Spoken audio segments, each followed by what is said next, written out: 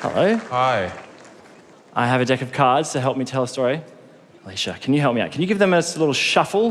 Give them a little mix up. Beautiful. Ooh, Don't judge me, they're a new pack of cards. Oh, wow.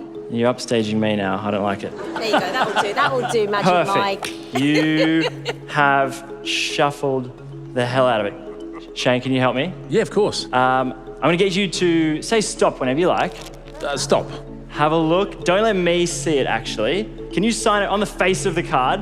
And nice and big, right, Shane? You can show the other judges. You can hold it up and show the team if you trust them. There it is there. Perfect, thank you. Throw it in the middle here. Copy that. Lovely, thank you. David, I'm actually got the biggest man crush on you, so I want to start here. Is that all right? The feeling's mutual. Oh, And if you do want to take off your clothes, Magic Mike, feel free. Everyone has their price, David. We can sort this out. But I've came here to tell you all a story. Okay. That means a lot to me, and I hope you like it. It's actually a story about a guy I know named Jack. And if you met Jack, you'd probably think he's the luckiest guy in the world. I mean, he's got a loving family and plenty of mates. And they think he's kind of funny. They always think of him as a bit of a joker. And when he's out in the town with his mates, they really get around him. They call him the king, which is kind of ironic because whenever the night ends up at the karaoke bar, he's the one always singing Queen. Wow. But even on the most joyous of occasions, like Christmas or even his birthday, he would often look around at the full house of family and friends having such a good time. And he'd stop and think, what's wrong with me? Like, why can't I have fun? And the more he thought about this, the worse he felt.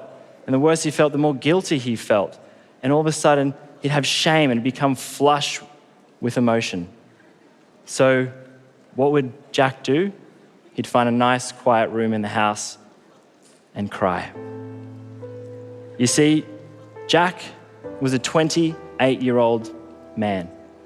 And in his mind, 28-year-old males, they needed to be strong. They don't talk about their feelings. And it wasn't until he learnt that 1 in 10 Australians actually seek professional help that he realised he wasn't alone. And that's what gave him the courage to talk to his friends. And when he did, they thought it showed true heart to talk about his feelings.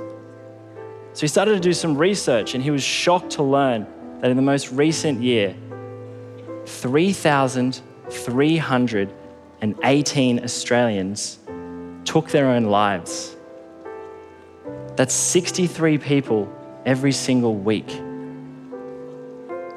63. And for every person that did, another 20 attempted to. In Australia, suicide is the leading cause of death for people aged between 15 to 44. And he didn't want to become another statistic. But do you know what really helped Jack? It was hearing other people's stories. And not just stories from his friends and family, but stories from Australian royalty, Australians in politics, Australians in fashion and business, even some Australian sporting legends. Hearing these people share their own personal stories about their struggles helped Jack recognize his fears and made him realize he's not alone. So do you know what Jack decided to do? Jack decided to share his story on Australia's Got Talent.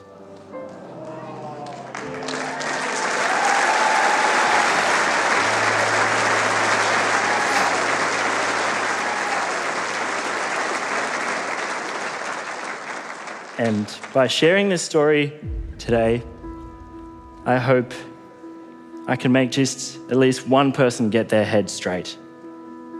So now more than ever, do we need people to have the courage to reach out.